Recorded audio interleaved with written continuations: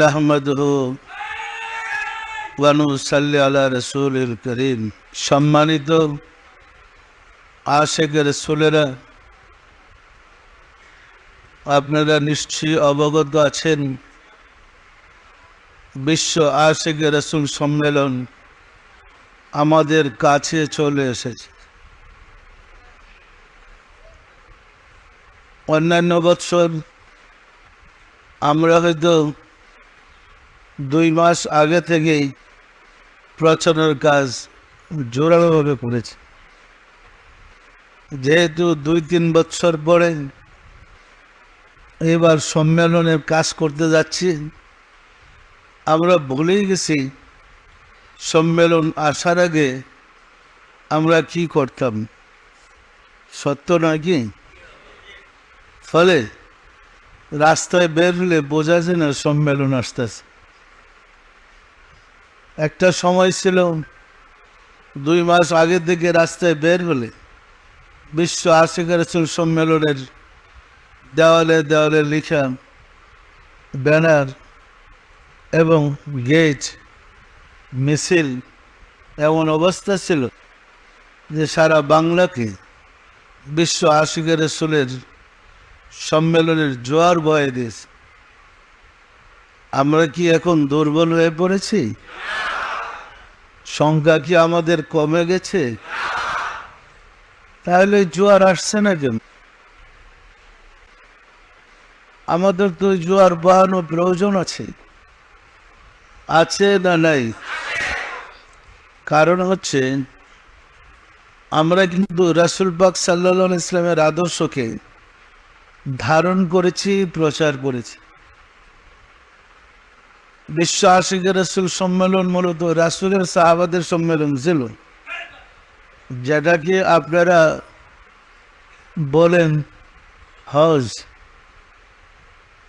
যা আহ্বান করা হয়েছিল আরফাতের মাঠে, বিরাট মাঠে। রাসূল সাল্লাল্লাহু আলাইহি ওয়াসাল্লাম জীবনের শেষে যে হজ পালন করেছিলেন, মূলত এটাই ছিল বিশ্ব আশিকে রাসূল সম্মেলন। পরিষ্কার না? পরিষ্কার না? রাসূল সাল্লাল্লাহু আলাইহি ওয়াসাল্লাম জীবনে একবার হজ করেছেন। কয়বার? উনি আহ্বান করেছিলেন সমস্ত উম্মতে মুহাম্মাদীদেরকে আরফাতের মাঠে জমায়েত হওয়ার জন্যে। ওনার ইচ্ছা ছিলেন এই দিনে আমি কত লোককে আশিকে রাসূল বানাইতে পেরেছি, প্রাণ ভরে দেন। এবং জীবনের শেষবারের মতো ওনার সমস্ত নসিহতগুলো আশিকে রাসূলদের কাছে প্রকাশ করবেন, নসিহত শোনাবেন। মূলত বিদায় হজের বাণীতেই ছিল উম্মতে মুহাম্মাদের জন্য পরিপূর্ণ দিক নির্দেশনা। সত্য নয় কি? সম্মানিত আশিকে রাসূলেরা, রাসূলের উত্তরসূরিদের মাঝে বৎসরে বৎসরে একটা সম্মেলন চলে আসে। সেটা হচ্ছে রাসূলকে স্মরণ করার জন্য, রাসূলের বাণীগুলাকে স্মরণ করার জন্য, রাসূলের শিক্ষাকে শিরায় ধারণ করার জন্যে। আমাদের বিশ্ব আশিকে রাসূল সম্মেলন এত বেশি প্রয়োজন। বিশ্বজুড়ে ইসলাম বলতে যে শান্তির ধর্ম, এটা এখন বোঝা যায় না। ইসলাম কি শান্তির ধর্ম? গতকালকে আমরা দেখেছি খবরে একজন লোক যে বোমার অভিযান, জিএমবির বোমার অভিযান ধরা পড়েছে। তো দেখলাম খবরের মধ্যে যারা তাকে আটকেছে বা কথাবার্তা বলতেছে, এরা বলতেছে তোমাদের পথ ছাড়ো, আল্লাহর পথে আস। আল্লাহর পথ কোনটা? বোম ফাড়ে মানুষ মাইরে আল্লাহর পথ কে? আশ্চর্যের ব্যাপার। ধরা পর পরও সে আল্লাহর পথে দাওয়াত দিতেছে। পরিষ্কার না? পরিষ্কার না? এখন ইসলাম বলতে সন্ত্রাসের ধর্মকে বোঝায়। আসলে কি ইসলাম সন্ত্রাসের ধর্ম কোনোদিন ছিল? আল্লাহ রাসূল বলেন, আল মুসলিম মান সালিম আল মুসলিমুনা মিন লিসানিহি ওয়া ইয়াদিহি। সেই প্রকৃত মুসলমান যার মুখের দ্বারা হাতের দ্বারা অন্য মানুষ নিরাপদে থাকে, যার মুখের দ্বারা হাতের দ্বারা অন্য মানুষ কষ্ট পায় না, নিরাপদে থাকে, তাকে মুসলমান বলে। যদি ইহা রাসূলের ধর্মের মুসলমানের সংজ্ঞা হয়, তাহলে বিশ্বজুড়ে খুঁজে মুসলমান পাওয়া যাবে কি? রাসূলের ধর্মের মুসলমান আছে কি? এখন সন্ত্রাসীদের ধর্ম দেখে মানুষের জাতি বর্ণ নির্বিশেষে সবার মধ্যে আতঙ্ক সৃষ্টি হয়েছে। ইসলাম মানে সন্ত্রাসীর ধর্ম। সত্য নয় কি?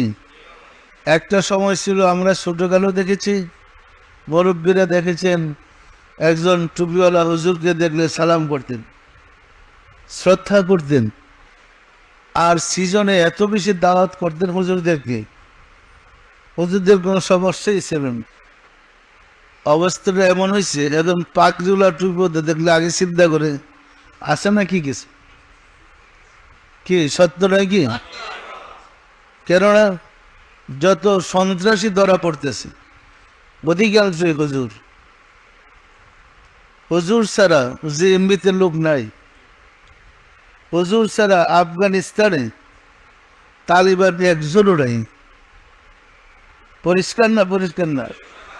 হুজুররা যখন সন্ত্রাসের পথ বেছে নিয়েছে, আপনারা যারা হুজুর না, তারা কি রাসূলের ধর্মটা জাতির কাছে তুলে ধরবেন না ছেড়ে দেবেন? আমাদের দায়িত্ব কর্তব্য হয়ে পড়েছে জাতিকে জানিয়ে দেওয়া ইসলাম শান্তির ধর্ম, আর সেই ইসলামই রয়েছে মোহাম্মদ ইসলাম। মোহাম্মদ ইসলামে আপনাকে শান্তি দিতে পারে, আল্লাহর সাথে যোগাযোগ করে দিতে পারে, আল্লাহর রাসূলের সাথে যোগাযোগ করে দিতে পারে, এবং ইমানের গ্যারান্টি দিতে পারে মোহাম্মদ ইসলাম। মোহাম্মদ ইসলাম ছাড়া ইমানের গ্যারান্টি দেওয়ার ইসলাম জগতে নাই। জন্মসূত্রে মানুষ ইমানদার হয় না, ইমান সংগ্রহ করতে হয়। আর ইমান আসে আল্লাহ শব্দের নূর থেকে। আল ইমান ও নূরুন ওয়াল কুফরু জুলুমাত, ইমান জ্যোতি, নূর আলো। আর ওই ইমানের নূর ধারণ করতে হয় হৃদয়ে, কলবে। ইমান থাকে মানুষের কলবে। আপনারা সমাজে হুজুরদের সাথে কথা বলে দেখেন, এরা কলবই ছিলেন। কলব আবার কি? ফায়েজ আবার কি? কেন ওই লাইনে নাই তো। ওই লাইনে থাকলে বুঝতে পারতো ফায়েজ কি জিনিস, কলব কি জিনিস। পরিষ্কার না? পরিষ্কার না? কলবের উপরে কোরআনে 132টা আয়াত নাযিল হয়েছে। যে কলবের উপরে আল্লাহ 132টা আয়াত নাযিল করলেন, সেই কলবের প্রয়োজন আছে, আমরা কিন্তু বুঝি না।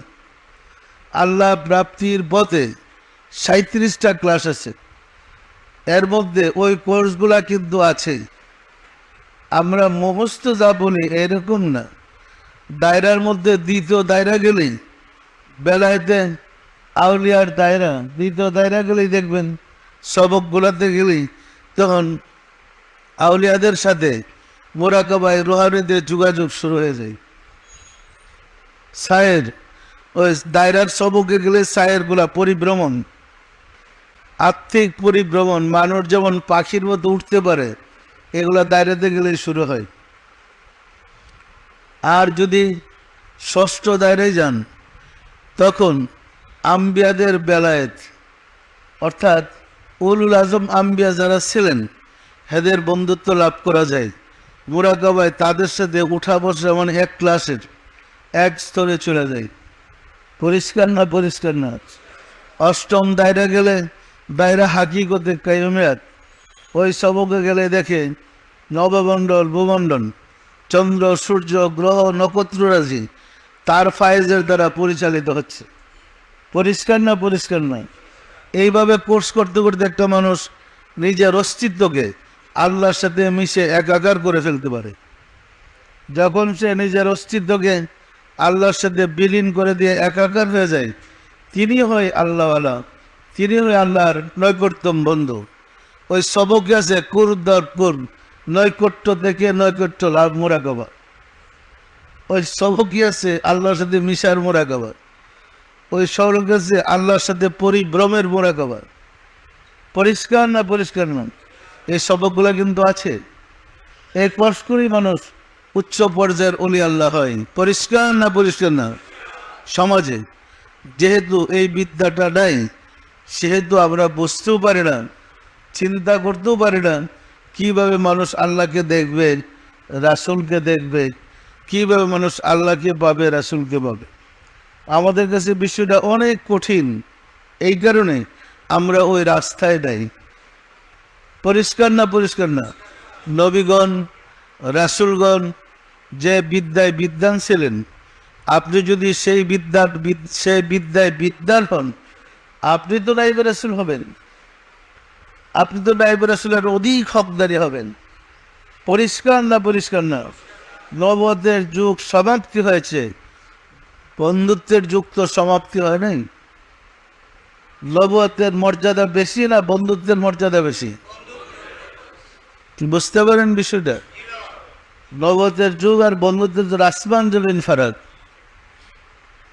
একটা লোক যদি আপনার কাছে আসে, নবুয়ত বলে বার্তা বাহককে, সংবাদ বাহককে, আর বন্ধু বলে তার প্রিয়জনকে। পরিষ্কার না পরিষ্কার না? সুতরাং যত দিন যাবে, জ্ঞান বিজ্ঞানে মানুষ উন্নত হবে, তত বেশি উন্নতশালী আত্মা মানুষকে উদ্ধার করতে আসবে। পরিষ্কার না পরিষ্কার না? বেলায়েতের যুগে যারা মুজাদ্দেদ ইমাম হয়ে আসেন, বলতে ভুলে যান না, নবুয়তের যুগে তার কোটি কোটি উম্মত করে রয়েছে। পরিষ্কার না পরিষ্কার না? কোরআনে স্পষ্ট কথাগুলো আছে, আমরা সে কথাগুলো স্পষ্ট বলতে পারছি না, কারণ সমাজের মানুষের ধারণা কোরআনের বিপরীত। যেমন এতদিন আপনারা শুনছেন আল্লাহ নিরাকার, কিন্তু একটা দলেই পাই আমরা আজ পর্যন্ত আল্লাহ নিরাকারের। আমরা তন্ন তন্ন করে কোরআনের অক্ষর পর্যন্ত গণে দেখেছি, খুঁজে পাই নাই রাসূল গরিব ছিলেন, আল্লাহ নিরাকার ছিলেন। তাহলে কোরআন বিরোধী মতবাদ সমাজে পরিচালিত হচ্ছে, ফলে মানুষ শান্তির পরিবর্তে অশান্তির আগুনে জ্বলতেছে। এই অশান্ত নফসকে শান্ত করতে হলে আল্লাহর নূর ধারণ করার ব্যতীত কোনো পথ নাই। আল্লাহর নূর হৃদয়ে ধারণ করলে ভিতরের অন্ধকার দূর হয়ে যায়। ভিতরের অন্ধকার দূর হলে আস্তে আস্তে পর্যায়ক্রমে আপনি ভিতরের আলোটা দিয়ে দেখতে পারবেন কোনটা ভালো কোনটা মন্দ, কোনটা হোক কোনটা না হোক।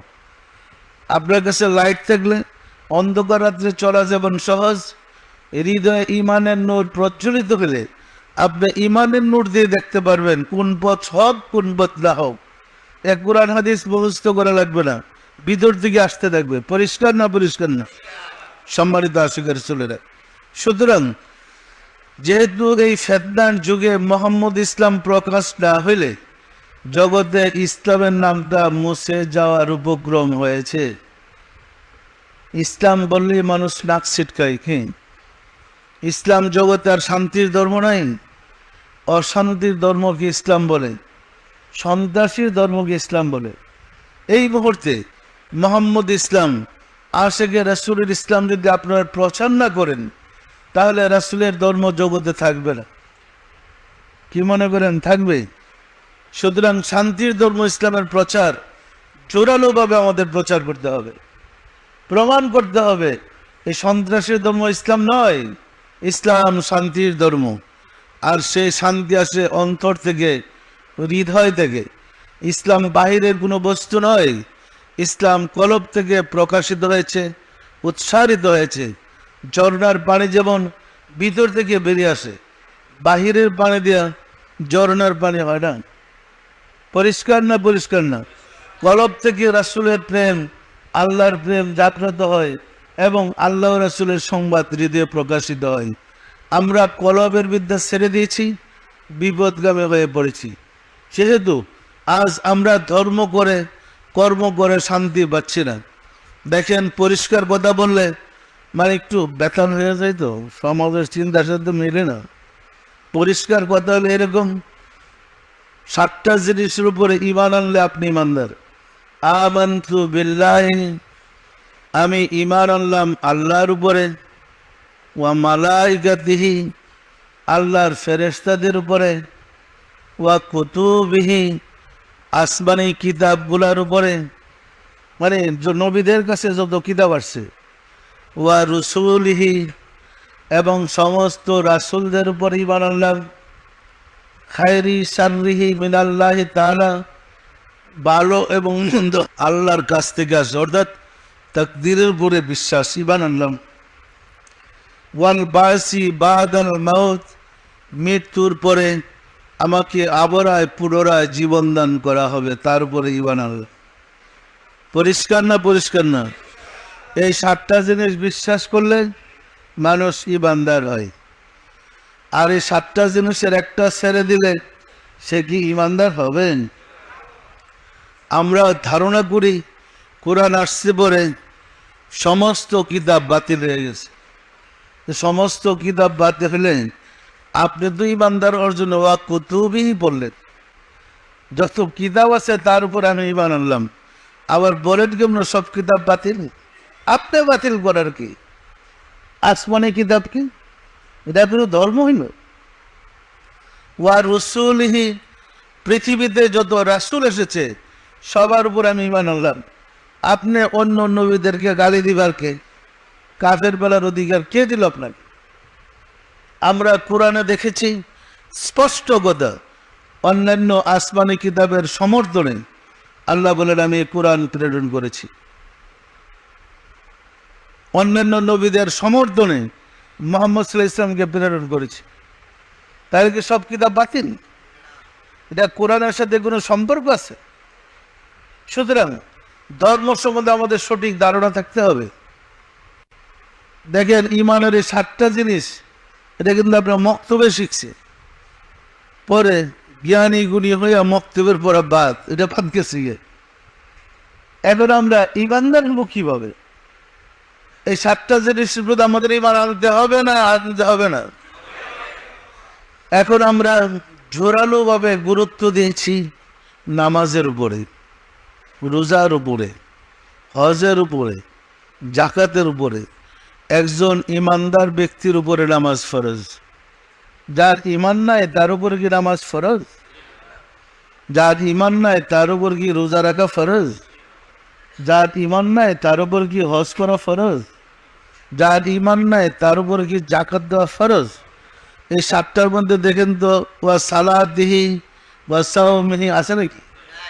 আমানতু বিল্লাহি ওয়া সালাতিহি ওয়া সাওমিহি, এরকম কথাবার্তা আছে? আগে ঈমানদার হন। রাসূল মানুষকে শিক্ষা দিয়েছিলেন ঈমানদার বানান। ঈমানদার হওয়ার পরে তাকে নামাজ, রোজা, হজ, জাকাত সাহায্য করবে ঈমানকে মজবুত করার জন্য। পরিষ্কার না? পরিষ্কার না? ঈমানে নাই, নামাজ পড়ে কি করবে? নামাজ আপনার মুক্তি দিবে? আগে ঈমানদার হন।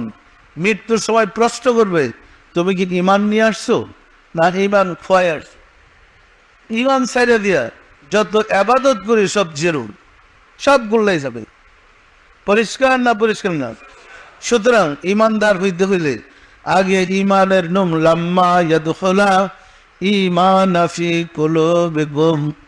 একদল আরবি লোক রাসূলের সান্নিধ্যে হাজির হয়ে বললেন কালাতিল আরাবু আমান্না ইলা আখির, হে রাসূল আমরা ঈমানদার, আমরা মুমিন। রাসূল অপেক্ষা করলেন আল্লাহ কি বলে। ওহি না জানে হে রাসূল আপনি বলে দেন লাম্মা ইয়াদখুলা ঈমানা ফি কুলুবিকুম, এখনো তোমাদের হৃদয়ে ঈমান প্রবেশ করে নাই। তোমরা বলো আমরা মুসলমান। মুসলমান আর ঈমানদার এক জিনিস নয়। পরিষ্কার না? পরিষ্কার না? একজন ঈমানদার ব্যক্তি মিথ্যা কথা বলতে পারে না। একজন ঈমানদার ব্যক্তি সুদ খাইতে পারে না। একজন ঈমানদার ব্যক্তি পাপের কাজ করতে পারে না। একজন ঈমানদার ব্যক্তি কোনো রকম অন্যায় আশ্রয় নিতে পারে না। যে ঈমানদার সে নাহক কাজ করতে পারে না, কারণ মুমিনের অভিভাবক আল্লাহ। যে আল্লাহর অভিভাবকত্বে পরিচালিত তাকে ঈমানদার বলে। পরিষ্কার না? পরিষ্কার না? সম্মানিত আশিকের রাসূলেরা, যখন আমাদের ইমান নাই, এখন যেভাবে খুশি এইভাবে আমরা কাজ করতেছি, নিজের স্বার্থের জন্য সবকিছু জলাঞ্জলি দিতে আমাদের একটু দ্বিধা নাই। আর আমরা যদি ইমানদার হইতে পারতাম, দেখেন রাসূল সাল্লাল্লাহু আলাইহি সাল্লাম মেরাজ গমন করার পরে সালাতের বিধান আসছে। মেরাজ যাওয়ার আগ পর্যন্ত 40 বছর বয়সে উনি নবুয়ত ডিক্লেয়ার করেছিলেন, নবুয়ত লাভ করেছিলেন প্রকাশ্যে 40 বছর বয়সে। 40 থেকে মেরাজ পর্যন্ত 52 বছর বয়সে মেরাজ গেছিলেন। কত বছর? 12 বছর বয়সে কি রাসূল নামাজ পড়ছে? সাহাবারা পড়ছে? হজ যাকাত রোজা কালমা পড়ছে গেছে? তখন শুধু ইমানের কোর্স করেছে। মুসলমানগুলাকে যারা ওনার কাছে এসেছে ইমানদার বানাইছে, মোমেন বানাইছে। মোমেন হওয়ার পরে মোমেনরা কি করবেন? মেরাজ যাওয়ার পরে সালাতের বিধান দিয়েছে। এই সালাতের বিধান থেকে আল্লাহর সাথে যোগাযোগ করে দেয়।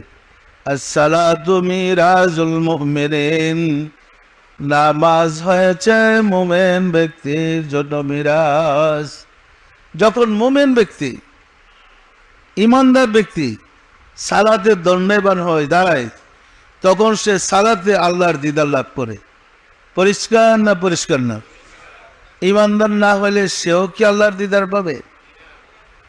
যার অন্তর চক্ষু খোলা নাই সেও কি আল্লাহকে দেখবে? সম্মানিত আশিক রাসূলের, সুতরাং ইমানদার হওয়ার জন্যে হৃদয়ে ইমানের নূর ধারণ করা শর্ত। ইমানের নূর হৃদয়ে ধারণ করলে ওই ইমানের জ্যোতি দ্বারাই আল্লাহর দিদার লাভ করা সম্ভব।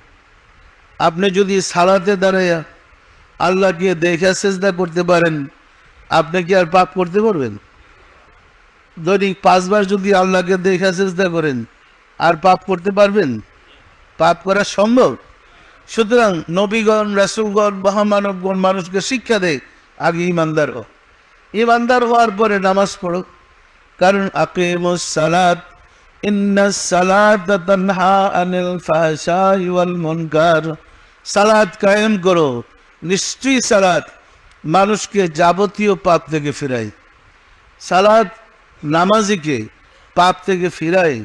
যে নামাজি সে পাপের কাজ করতে পারে না, মিথ্যা কথা বলতে পারে না, নাহক কাজ করতে পারে না, মানুষকে হত্যা করতে পারে না, অন্যায় কাজ করতে পারে না। পারে, কারণ সালাতই তাকে ফিরাবে। আর আমরা দেখতেছি নামাজে গিয়া চিন্তা করি কার জায়গাটা দখল করবো, কারে খুন করবো। এটা কি সালাত ছিল? শুধু তামসা। ওই তামসার জন্য বলছে ফাওয়াইলুল লিল মুসাল্লিন, ওই সমস্ত মুসল্লিদের জন্য ওয়াইল দোজখ, যারা নামাজকে খেল তামসা বানাইছে। পরিষ্কার না? পরিষ্কার না? সুতরাং ইমানদার হওয়ার দরকার আছে।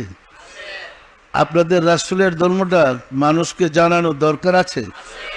সুতরাং সম্মেলন একদম কাছে, প্রস্তুতি নেন। কিভাবে সম্মেলনের দাওয়াত মানুষের ঘরে ঘরে, জাতির কাছে, সর্বস্তরে পৌঁছাবেন, দরকার আছে। যেমন অন্যান্য বছর আপনারা দেওয়াল লিখতেন, অন্যান্য বছর পোস্টার, অন্যান্য বছর ব্যানার, ফেস্টুন, এবং মহল্লায় মহল্লায় সন্ধ্যার পরে মিছিল। আজকের থেকে সবাই আল্লাহর উপর ভরসা করে নামেন। মাত্র 20 দিন সময় আছে। এর মধ্যে আমাদের বাজারটাকে গরম করতে হবে। সম্ভব? সম্ভব না? সম্ভব না? রাসূলের ধর্ম করে যদি বিশ্ব আশিক রাসূল সম্মেলনের গরম করতে না পারি, তাহলে আমাদের অবস্থাটা কি হবে? সুতরাং হুজুররা যেখানে বয়ান করতে যান, প্রত্যেক মাহফিল উৎসাহিত করেন প্রচারের জন্যে এবং দেওয়াল লিখনের জন্যে, মিছিল করার জন্যে। আপনারা যারা শুনছেন সব জায়গায় খবর পাঠিয়ে দেন ওই প্রস্তুতি নেওয়ার জন্য সম্মেলনের। যে একটু নাড়াচাড়া দিবেন, দেখেন আতরের গ্রান এমনি বাহিরে বেরোবে না শিশির ভিতর থেকে। কর খুলে লাড়ো দেন, তুলাতে লাগান, দেখবেন গ্রামে কিন্তু আপনারা জুগাই নিতেছে। যে সম্মেলনের কাজে নামবেন, ফায়েজ বরকত, রহমত বরকতের কোনো অভাব নাই। কি অভাব আছে? কোনো সময় অভাব পাইছেন? আপনার ফিল্ডে নামবেন রাত্রে, বহু অলৌকিক ঘটনা আছে, কুতুবরা এসে সাহায্য করতেছে, আল্লাহর তরফ থেকে সাহায্য আসতেছে, বিভিন্ন অলৌকিক ঘটনা রাত্রে দেওয়াল লিখতে গেলে ঘটতেছে, ঘটনা ঘটছে না ঘটনা। তো লারা না দিলে আতরকে গ্রান বেরিবে না তো। আপনার বুম পারে রাখছেন বিশ্ব আশেখার সম্মেলনকে, এর জ্যোতি আলো গ্রান কিভাবে প্রকাশ পাবে? পরিষ্কার না পরিষ্কার না? আজ থেকে যার যেখানে দায়িত্ব, যে যে এলাকায় আছেন, যার যার এলাকায় প্রচার শুরু করেন। সম্ভব? সম্ভব না? সম্ভব না? সম্মানিত আশিকের রাসূলেরা, সতর্ক থাকতে হবে, প্রতিদিন আজিজি রাখতে হবে, দয়াময় খোদা আমরা যেন কোনো বেয়াদবি না করি, আমরা যেন তোমার হাবিবের সন্তুষ্টির জন্যে, মহব্বত লাভ করার জন্যে বিশ্ব আশিকের রাসূল সম্মেলন সুষ্ঠুভাবে পালন করতে পারি, আমরা যেন বেয়াদবি থেকে বেঁচে থাকতে পারি, এবং আমরা যেন রাসূলের আলো দ্বারা নিজেকে আলোকিত করতে পারি, রাসূলের প্রেম ভালোবাসা দ্বারা নিজেকে প্রেমিক ভালোবাসার ক্ষেত্র তৈরি করতে পারি। সম্মানিত আশিকের রাসূলেরা, আমাদের মাঝে নানান মতভেদ থাকতে পারে, রাসূলকে নিয়ে তো কারো মতভেদ নাই, আছে নাকি? রাসূলকে নিয়ে তো মতভেদ নাই। সুতরাং রাসূল তো হায়াতুন নবী, চিরঞ্জীব, চিরস্থায়ী। সুতরাং বেশি বেশি রাসূলের উপরে দরুদ পড়েন, মিলাদ পড়েন, সালাম দেন, রাসূলের কথা বলেন। দেখেন, আমরা যখন আগে ওয়াজ করতাম, এই লাইনে আসার আগে যখন জানতাম রাসূল গরিব ছিলেন, তখন গরিবের কিচ্ছাগুলো, ঘটনাগুলো মানুষ কান্দা চার হয়ে যেত। অথচ জিন্দিগি তো রাসূল গরিব ছিলেন না, কিন্তু গরিব যে এর কিচ্ছাটা বললে, ঘটনা বললে, রাসূলের প্রেমে মানুষ মতরা হয়ে যেত। সত্যটা মিথ্যা বলেন? আর এখন রাসূল ধনী, কোরআনের হাজার হাজার প্রমাণ আছে, এরপরও কি আমরা রাসূলের প্রেম লাভ করতে পারবো না? পারবো না? পারবো না? তো আজকের দিনে সবার প্রতি আমার পরামর্শ, আজ থেকে যার যার এলাকায় প্রস্তুতি নেন, সন্ধ্যার পরে মিছিল বের করেন, সন্ধ্যার পরে ওই দেওয়াল লিখন শুরু করেন, এবং সম্মেলনের প্রস্তুতি করবে যা যা প্রয়োজন নেমে পড়েন। সম্ভব? সম্ভব না? সম্ভব না?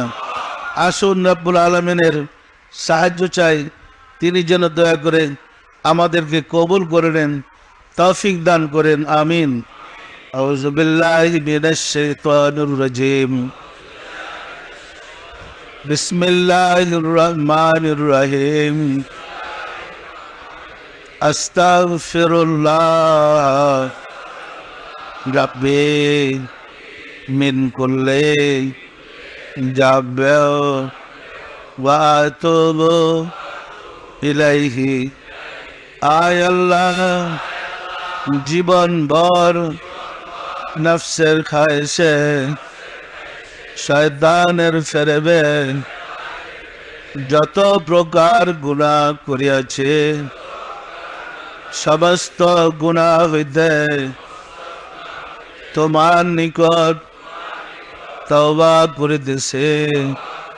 আয় আল্লাহ, দয়া করিয়া আমার তওবা কবুল করো, আমার গুনাহ মাফ করো। লা ইলাহা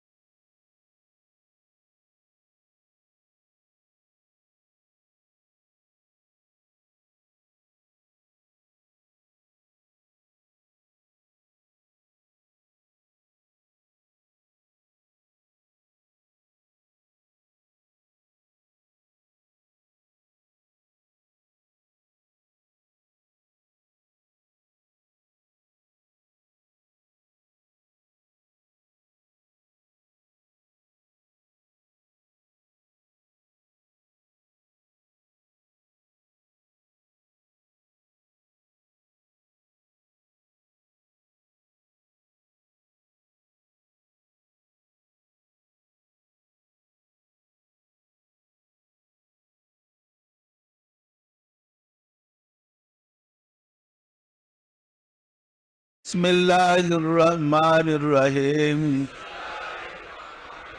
আস্তাগফিরুল্লাহ রাব্বি মিন কুল্লি যাবে ওয়া আতুবু ইলাইহি। আয় আল্লাহ, জীবন ভর নফসের খায়েশে শয়তানের ফেরেবে যত প্রকার গুনাহ করিয়াছে, সমস্ত গুনাহ হইতে তোমার নিকট তওবা করিতেছে। আয় আল্লাহ, দয়া করিয়া আমার তওবা কবুল করো, আমার গুনাহ মাফ করো। লা ইলাহা ইল্লাল্লাহ মুহাম্মাদুর রাসূলুল্লাহ। সবাই দিলের আদরে বলেন আল্লাহুম্মা আমিন। ওগো দয়াল মাওলা, দয়াল খুদা, অদম কাঙ্গাল ভিক্ষুকেরা, পবিত্র জুমার দিনে জুমার নামাজ পড়লাম, আজকের তালিম গ্রহণ করলাম, সবশেষে তোমার প্যারা হাবিবের সনে দুরুদ আর সালাম পেশ করলাম। এর মধ্যে যত ভুল বেয়াদবি করেছি তোমার শাহী দরবারে জোরহাত করে মাফ চাই, দয়া করে মাফ করে দাও, মাফ করে দাও রে মাওলা। আমাদের ভুল বেদবিকে মাফ করে দাও, আমাদের ইবাদত গুলো কবুল করে দাও, এর ফজিলত পৌঁছে দাও তাজদার মদিনা